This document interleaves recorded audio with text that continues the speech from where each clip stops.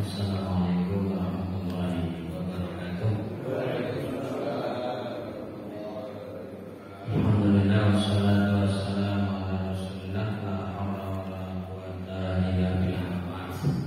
Alhamdulillah, syukur pada Allah Ta'ala pada pagi hari ini bisa berjumpa kembali, dan alhamdulillah sudah mendapatkan materi ilmu dari penyampaian Bapak Haji Farid. Alhamdulillah, mudah-mudahan sama mendapatkan manfaat yang banyak. Amin ya rabbal alamin. Dan saya ucapkan jazakumullahu khairan katsiran untuk Bapak Farid yang telah berkenan memberi materinya. Alhamdulillah, saya semestinya sudah berangkat dari subuh, tapi ternyata ada halangan. Ya, tadi memang harus menyiapkan materi untuk persiapan mengisi di Kemenak. Jadi saya ditugasi di Kementerian Agama untuk Kota Solo. Saya untuk menyiapkan materi, dan tadi setelah selesai menyiapkan materi bangunan keluarga dan sebagainya, saya malah buka puasa sendiri. Ya, ada acara nanti di hotel ya, untuk masalah percepatan proses sertifikasi tanah wakaf. Memang dari Wakil Presiden menganjurkan untuk seluruh wilayah Indonesia segera mempercepat proses sertifikasi tanah wakaf, baik itu masjid, mushola, pondok pesantren, dan lain-lain. Ya, jadi mudah-mudahan seperti Masjid Baitul Syukur ini sudah disertifikasi, sudah sertifikat tanah masjid ini, mudah-mudahan. Jadi ini memang dari pemerintah. Kebetulan saya punya tugas, bahasanya kerennya tugas negara. Tugas negara untuk menyampaikan materi itu untuk para pesertanya, baik itu dari KUA, dari mungkin para takmir masjid dan lain sebagainya, lintas organisasi, baik itu Muhammadiyah, NU, LDII, dan ormas-ormas lain. Jadi saya harus bicara di depan umum. Karena itu mohon maaf tadi saya agak telat ini yang mendatangi Masjid Baitul Syukur ini. Bismillah, alhamdulillah, kita akan melanjutkan materi kita terakhir surat Al-Balad sampai ayat 10 ya. Kita akan lanjutkan ayat berikutnya 11 dan seterusnya. Mari kita baca dulu. A'udzu billahi minasy syaithanir rajim.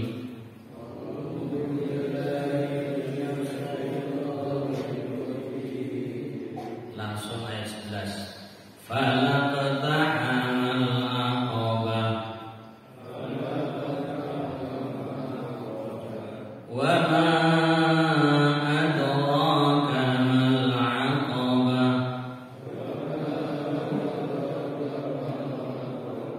fakku raqabah aw it'amun fi yawmin dhi masghaba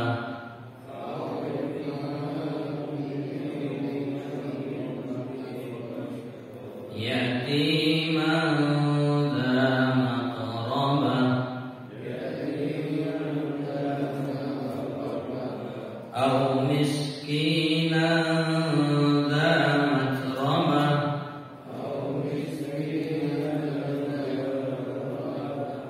thumma kana minal ladina amanu wa tawasaw bis sabr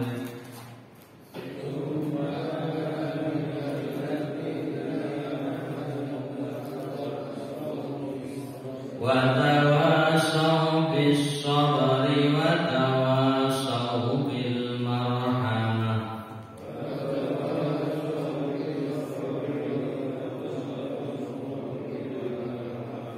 Ulaika ashabul maimanah.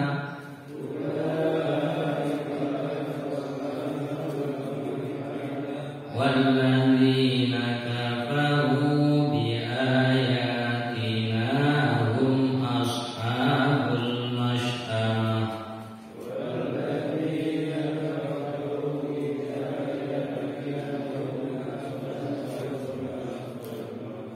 Alaihim narun muqsadah.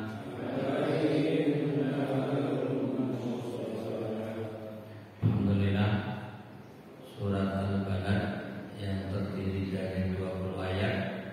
Bagian pertama 10 ayat sudah kita baca, dan bagian kedua 10 ayat berikutnya dari ayat 11 sampai ayat 20 sudah kita baca.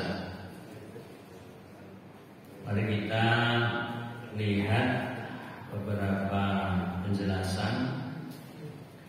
Pada pertemuan yang lalu kita baru tahap syarah mufradat, dan kita mau membaca sedikit yakni keterangan-keterangannya di halaman-halaman 152 sampai 157. Ini adalah keterangan ataupun penjelasan dan pelajaran. Mengulang sekilas bahwa Allah Ta'ala mengawali surat Al-Balad ini dengan qasam atau sumpah, yaitu kata Al-Balad maksudnya adalah kota Mekah. Kita lihat di halaman 152 mengulang, yaitu firman Allah Ta'ala, la uqsimu bihadzal balad. Allah benar-benar bersumpah dengan kota ini, yaitu Makkah. Dan dari ayat 1 inilah diambil nama surat, yaitu surat Al-Balad atau surat kota. Jadi arti daripada Al-Balad adalah kota Makkah, dan ini menjadi nama surat. Kemudian menggambarkan wa man dakhalahu kana amina.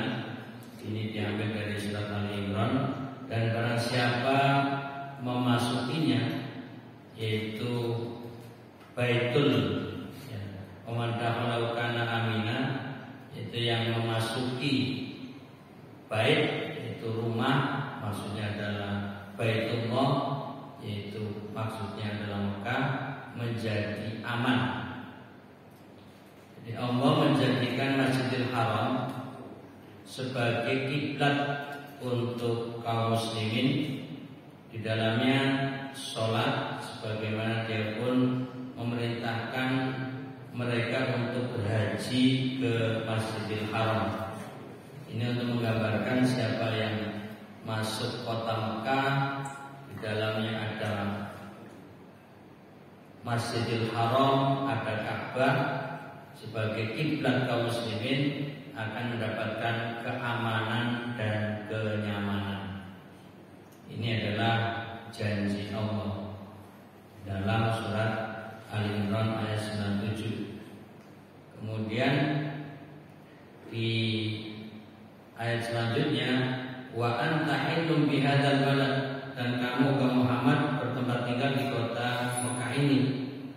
Hal ini menambah mulia kedudukan kota Mekah dengan melalui ayat ini, seolah-olah Allah Subhanahu wa taala mengisyaratkan kepada orang-orang musyrik bahwa amal perbuatan mereka buruk karena mereka menyakiti nabinya di Mekah sebagai kota yang aman dan diberkahi. Maksudnya agar mereka menghentikan perlakuan mereka yang buruk itu. Jadi ayat ini sebagai berita dari Allah Ta'ala, wa anta hillun, yaitu engkau Muhammad, hillun, yaitu bertempat tinggal bihadal balad, di kota Mekah ini.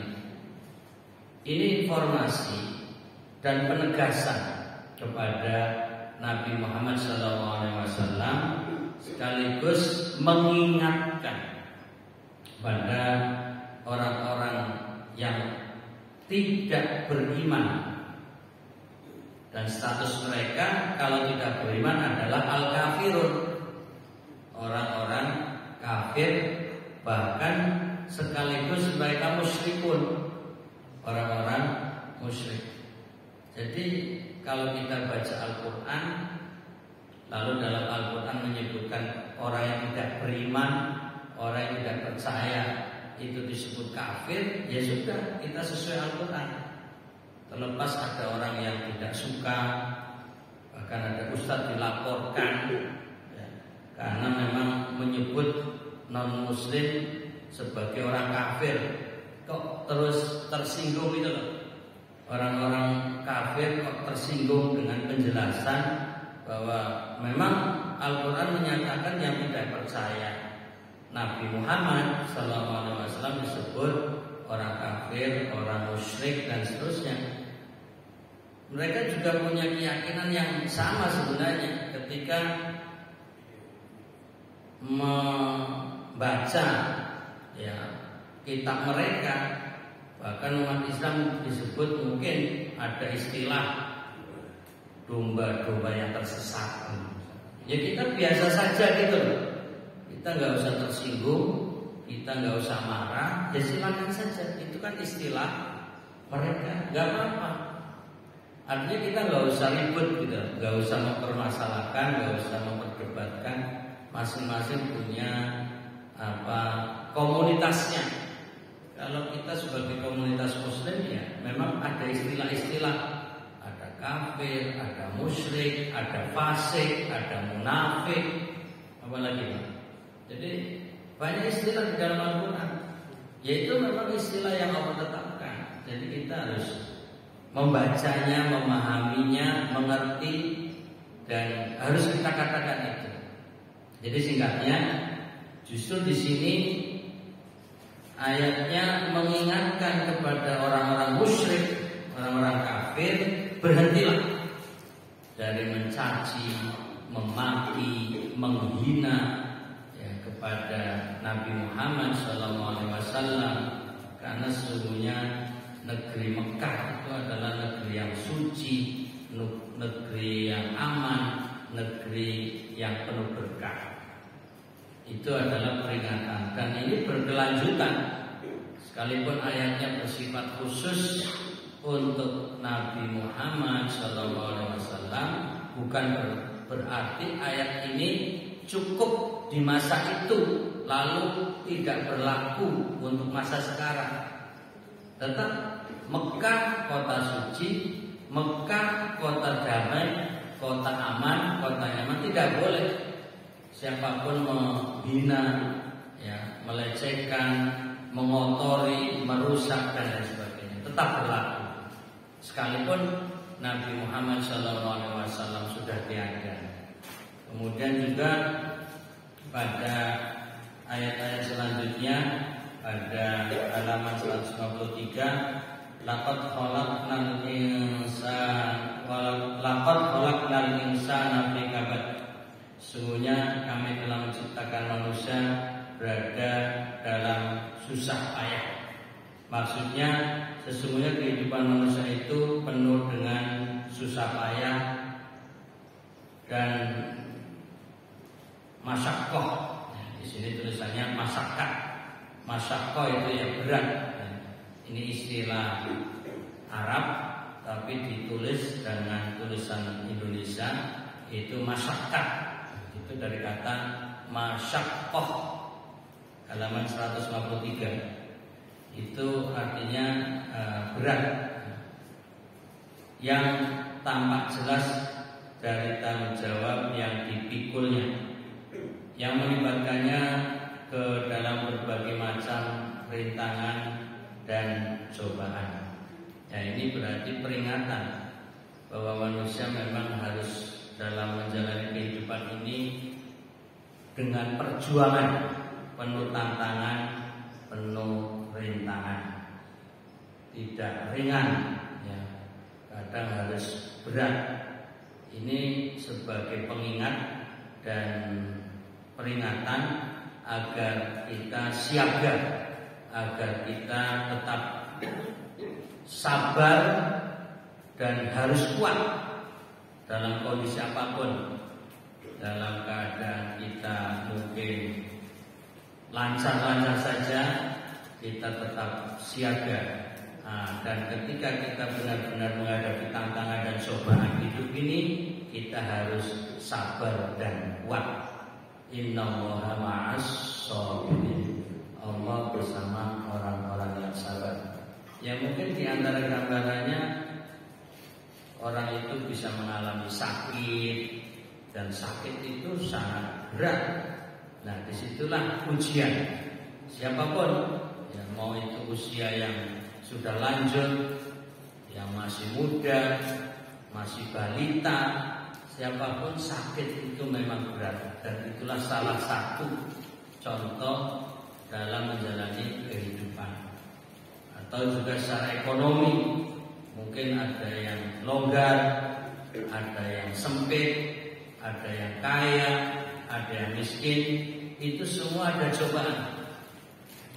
Di pertemuan yang lalu saya disiki Pak Farid bahwa yang namanya cobaan bukan hanya untuk orang miskin, orang kaya pun ada cobaannya. Ya kan, kita punya harta itu juga diuji dengan harta kita. Bahkan tanggungan orang kaya juga banyak dan berat. Jangan dipikir kalau orang kaya terus merdeka, orang kaya bebas, ya. Jadi kewajiban orang kaya ada, bayar zakat, ya kan? Juga dianjurkan untuk infak, untuk sedekah, bahkan dianjurkan untuk wakaf. Nah, ini kebetulan materi nanti pada pertemuan di Kemenang itu tentang wakaf.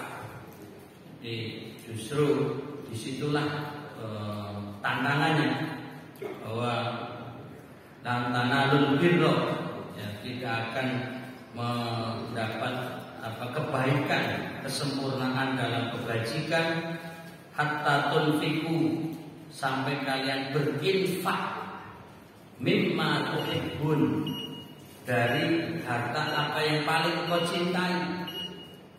Ini sisipan ujian bagi orang kaya. Salah satunya adalah contohnya sahabat Abu Thalhah. Untuk saat itu merupakan orang kaya. Orang kaya yang memiliki lahan strategis, tanah yang produktif, namanya yaitu Bairuha, adalah kebun kurma yang menghasilkan kurma yang bagus, dan di dalamnya ada air yang segar, yang enak. Bahkan Nabi Muhammad SAW senang sekali kalau beristirahat di situ, ada tersedia air. Jadi tempat yang sangat nyaman.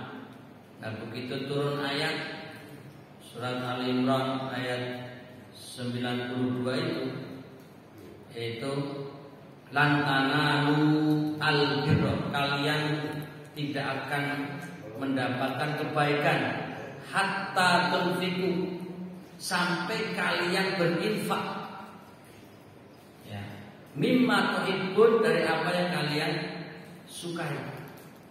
Nah, dari situ tergugah Abu Thalhah sehingga mendatangi Nabi Muhammad SAW, bahwa apa yang saya miliki.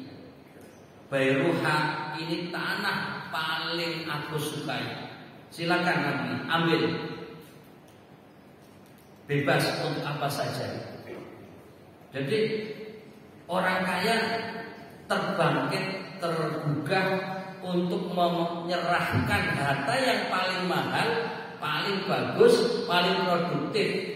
Pertanyaannya, kira-kira kita itu seperti Abu Thalha tidak itu?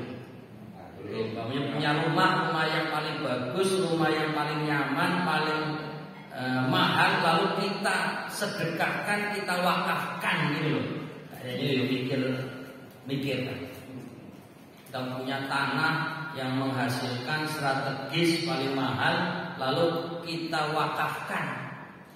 Ya mungkin ada di antara kita, dan itu bagus sekali, nilainya sangat tinggi, yang seperti dilakukan oleh Abu Thalha. Nah itu sekedar sisipan bahwa hidup ini yang kaya sekalipun ada tantangan.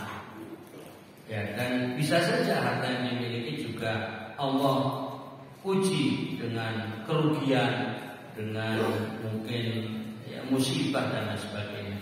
Kemudian ya ini tadi sudah waktunya terbit, tapi masih ada waktu tambahan untuk menunggu syuruk.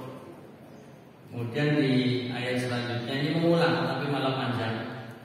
Lang takdiru alaihi ahad. Ya.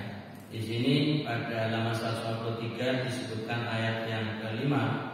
Sekali-kali tiada seorang pun yang berkuasa atasnya. Dan ketika ia diminta untuk menginfakkan sebagian dari hartanya di jalan kebajikan, maka dia berkata dengan nada yang penuh dengan kesombongan dan bangga diri, sebagaimana yang disitir oleh firman-Nya, ahlakat malal lubada. Aku telah menghabiskan harta yang banyak. Ahlaktu malal lubada. Aku telah menghabiskan harta yang banyak. Aku telah mengeluarkan banyak biaya, maka itu sudah cukup bagiku. Ini orang-orang yang bakhil, orang yang sombong, orang yang tidak mau infak, atau orang yang tidak mau bersedekah, orang yang tidak mau wakaf. Ini biasanya punya alasan. Saya sudah cukup banyak mengeluarkan harta untuk ini, untuk itu, untuk kebutuhan keluarga, untuk kebutuhan umum dan sebagainya. Punya alasan. Tapi kemudian Allah memberi keterangan di sini, ya, bahwa Allah selalu melihat sepak terjangnya, sebagaimana yang diungkapkan oleh firman-Nya, ayahsabu allam yarahu ahad. Apakah dia menyangka bahwa tiada seorang pun yang melihatnya? Apapun pengakuannya, sungguhnya Allah lebih tahu. Ya, artinya kadang orang hanya omong kosong, ya, hanya seakan-akan dirinya sudah berbuat baik, berderma, berbagi, padahal di mata Allah, di penglihatan Allah itu belum seberapa. Dan Allah mengingatkan, alam naj'al lahu 'ainain wa lisanan wa syafatain. Nah, ini untuk mengingatkan agar syukur. Bukankah kami telah memberikan 2 buah mata kepadanya? Bukankah kami telah memberikan kepadanya lidah dan 2 buah bibir? Ini sebagai peringatan Allah telah memberi rezeki, ya, alat penglihatan, alat indera rasa, dan di situ disebutkan lisanan wasyafatain, juga berfungsi untuk berbicara, berkomunikasi. Ini luar biasa nikmatnya dan gratis tanpa pajak. Ya. Kita punya mata melihat bebas. Ya, kita punya lisan untuk bicara, merasakan, ya, dan 2 bibir itu semuanya pemberian Allah. Harus kita syukuri untuk berbicara yang baik, untuk memakan yang halal, dan tentunya jangan sampai digunakan untuk hal-hal yang terlarang. Itu namanya zalim dan tidak tahu diri. Artinya Allah sudah memberi kenikmatan bukan untuk dimanfaatkan yang baik, malah justru sebaliknya. Itu orang yang tidak bersyukur. Dan pada ayat 10, wa hadainahu najdain, dan kami telah menunjukkan kepadanya dua jalan. Ini adalah pilihan bagi orang, bagi manusia, mau memilih yang baik atau memilih yang buruk, akan menuju kebahagiaan dunia akhirat atau malah celaka dunia dan akhirat. Pada ayat 11 pada lanjutannya dan juga ayat 12, lihat di halaman 155, fa'lan tahamal laqaba wa ma adraka mal laqaba. Tetapi dia tiada menempuh jalan yang mendaki lagi suka. Tahukah kamu apakah jalan yang mendaki lagi suka itu? Kemudian disebutkan fakkur raqabah, yaitu memerdekakan budak dari perbudakan. Pemaknaan lafal fakku, al-fakku dan ar-raqabah dalam Al-Quran mengandung isyarat bahwa manusia yang diperbudak itu lehernya dalam keadaan terbelenggu oleh ikatan yang menindas kemanusiaannya, sehingga menurunkan martabat dan derajatnya menjadi seperti hewan. Jadi bahasa Al-Quran sungguh sangat luar biasa, sekaligus untuk pembelajaran bahwa di sini digambarkan melepaskan ikatan leher. Jadi raqabah itu tengkuk dan leher. Bahwa di sini adalah untuk menggambarkan perbudakan. Untuk melepaskan perbudakan, bahasanya melepaskan ikatan leher. Karena biasanya hewan ya, itu kan dikasih tali di lehernya. Kambing, kerbau, sapi, unta, itu ada ikatan di leher. Jadi orang yang diperbudak itu seperti dikendalikan di lehernya. Jadi sekalipun manusia yang terkesan merdeka, tapi menjalani hidupnya disetir oleh orang lain, itu sama seperti diperbudak. Ini agak kasar ini. Umpamanya kita hidup di suatu tempat, entah itu di suatu lembaga, di instansi, di bawah naungan ini dan itu. Kalau hidupnya kita disetir, hidup kita dikendalikan, harus begini, harus begitu, sama dengan seakan-akan diperbudak. Nah, silakan dipahami sendiri. Jadi kalau kita tidak bisa bebas dalam menjalani hidup, kita tidak bisa merdeka dalam menjalani kehidupan ini, itu seperti kita diikat raqabah, bagaikan hewan yang dikendalikan oleh majikannya. Kira-kira ada nggak sih di antara kita yang seakan merdeka tapi sesungguhnya budak? Kira-kira ada nggak itu? Wah, ini agak menyinggung perasaan ini, menyinggung perasaan Pak ini. Pokoknya kita kerja di suatu tempat, ya, hidup kita dikendalikan dengan peraturan-peraturan ini dan itu, ya. Nah, sehingga kita seperti tidak bisa membuat pilihan, atau kita tidak merdeka, kita tidak bebas. Itu masih disebut terkendali lehernya, masih terikat, ya, masih diperbudak. Maka mestinya lepaskan perbudakan itu. Nah, ini agak berat, agak berat, ya. Jadi makanya ada orang yang memilih, ya, hidup tanpa ikatan, maksudnya tidak di bawah naungan sebuah instansi, tidak di sebuah lembaga, sehingga merasa hidupnya merdeka, bebas. Itu ada. Tapi sebaliknya, malah ada orang yang mencari-cari pengen diikat, ya ada. Jadi cari di mana lowongan kerjaan. Oh ini, buat di instansi ini, di lembaga ini, di tempat ini. Itu sama dengan sebenarnya ingin diperbudak. Tapi ya suka itu. Levelnya memang level suka dikendalikan. Gak bisa hidup mandiri, gak bisa hidup bebas. Nah itu ya monggo ini hanya pemaknaan saja. Yang jelas di sini penggambaran bahwa lafal rokobah itu leher. Maka manusia yang masih terikat lehernya, masih terikat dan terkendali dalam kehidupannya, sama dengan diterjemahkan masih di dalam perbudakan. Itu kalau per orang. Nanti lembaga, instansi, satu negara dalam menjalankan kehidupan dan kenegaraan kok masih dikendalikan oleh pihak lain, sama dengan negara tersebut terjajah.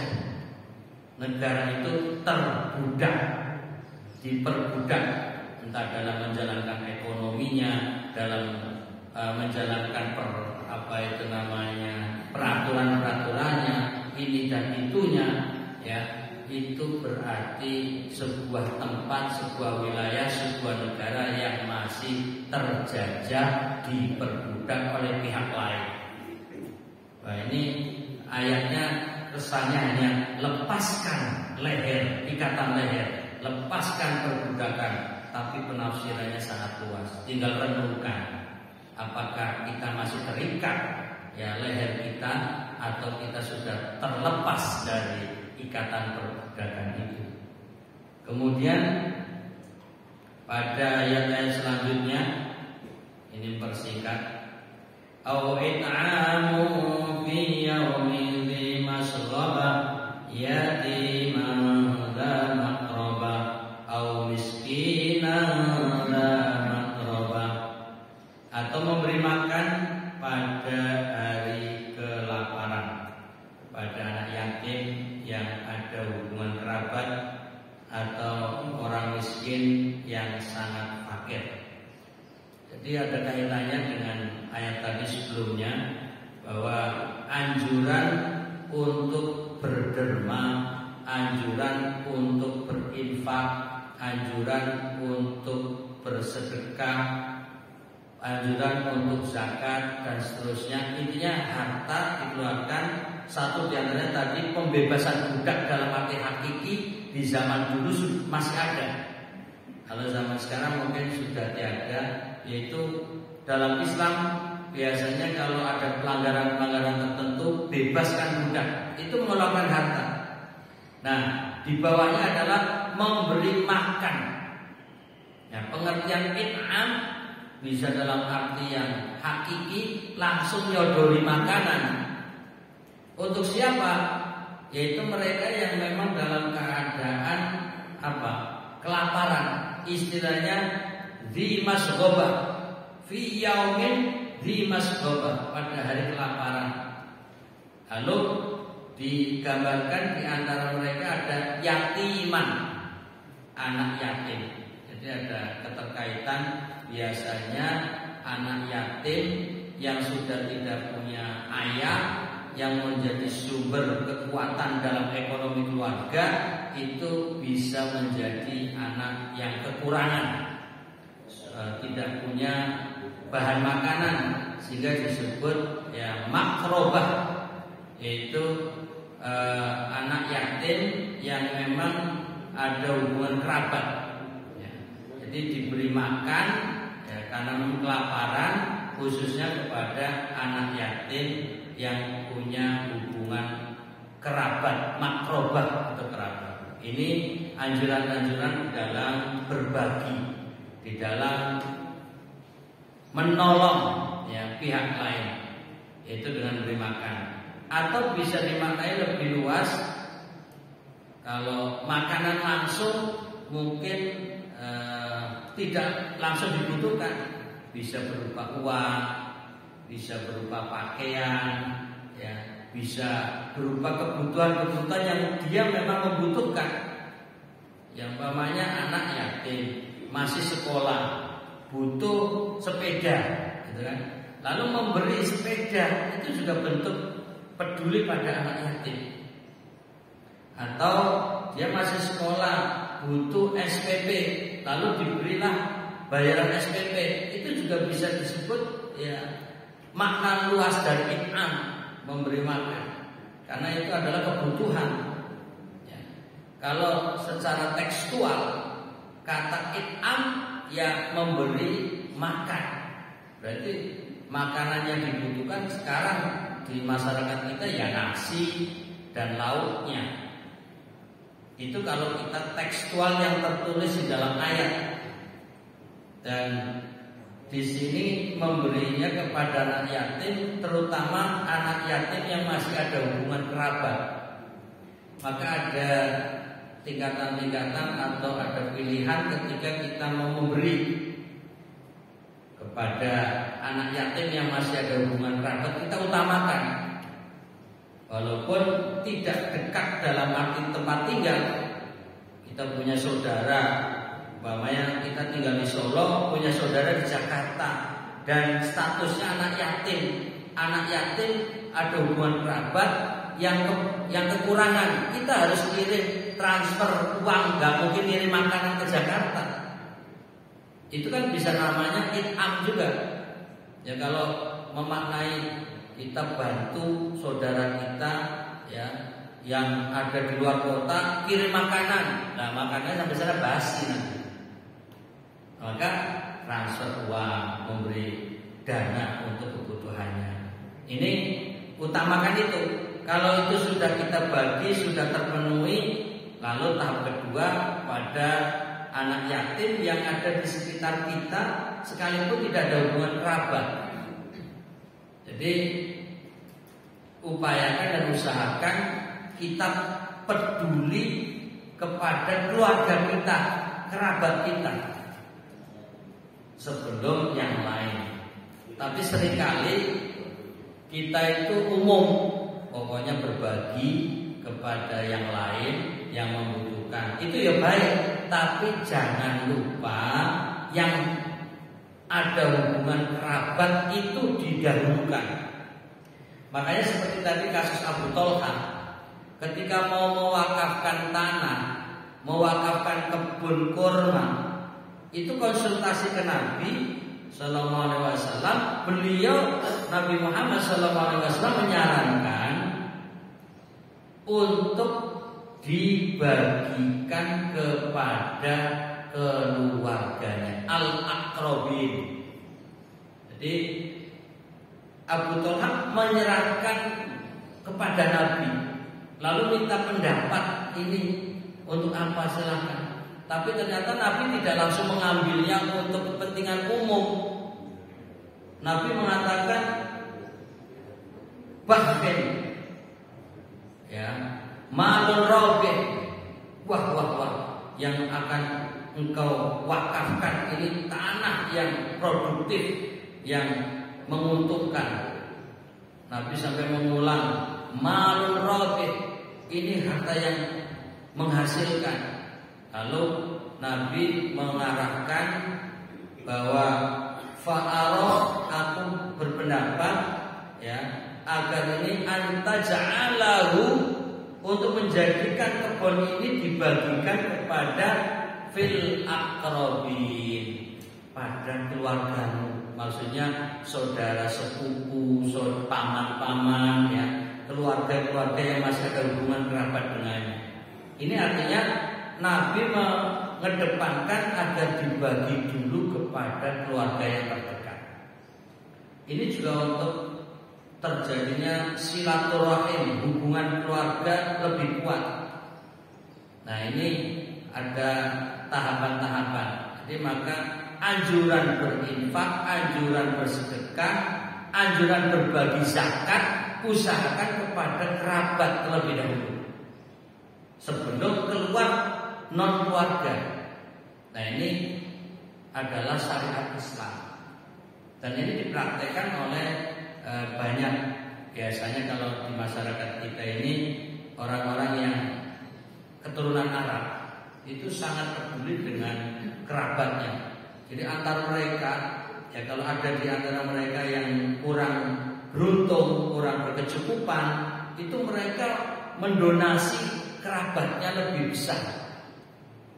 Nah itu yang benar, ya, yang benar. Nah masyarakat kita ada yang keluarga yang terdekat seperti tidak dipedulikan, ya. Sementara dia suka berbagi, dia dermawan, tapi kepada orang lain malah adiknya, kakaknya, ya, pakdenya, buliknya, atau sepupunya. Ini mereka yang kekurangan nggak pernah diberi, nggak pernah tersentuh oleh pemberian dia, tapi didengar oleh masyarakatnya, wah dia orangnya dermawan, orangnya itu suka berbagi, orangnya peduli, tapi malah keluarganya kekurangan, tidak pernah diberi. Itu salah kaprah. Artinya dia betul dermawan, tapi dermawan yang kurang tepat sasaran. Nah makanya ini peringatan buat kita semuanya. Ya, ini tidak mematahkan semangat untuk berbagi kepada pihak lain, tapi usahakan prioritas pemberian kepada dzal maqrabah, yang ada hubungan kerabat. Kemudian tahap kedua, au miskinan dzal maqrabah, yaitu orang miskin yang sangat fakir, sudah miskin fakir lagi. Jadi artinya di double ini. Kalau istilah miskin adalah orang yang punya pekerjaan tapi hasilnya kurang mencukupi. Nah sementara definisi fakir biasanya digambarkan orang yang tidak punya pekerjaan, otomatis tidak punya penghasilan, jadi lebih rendah lagi. Sehingga sampai digambarkan makrobah itu dari kata turab. Turab itu tanah. Tanah itu yang paling rendah, serendah-rendahnya. Sudah miskin, hidupnya nempel tanah. Maksudnya sudah betul-betul sangat-sangat berkekurangan. Itu untuk menggambarkan ayat ini orang miskin harus diperhatikan. Nah di sini satu tadi anak yatim yang kekurangan di kerabat, ya. Kemudian yang kedua orang miskin yang sangat miskin, yaitu fakir.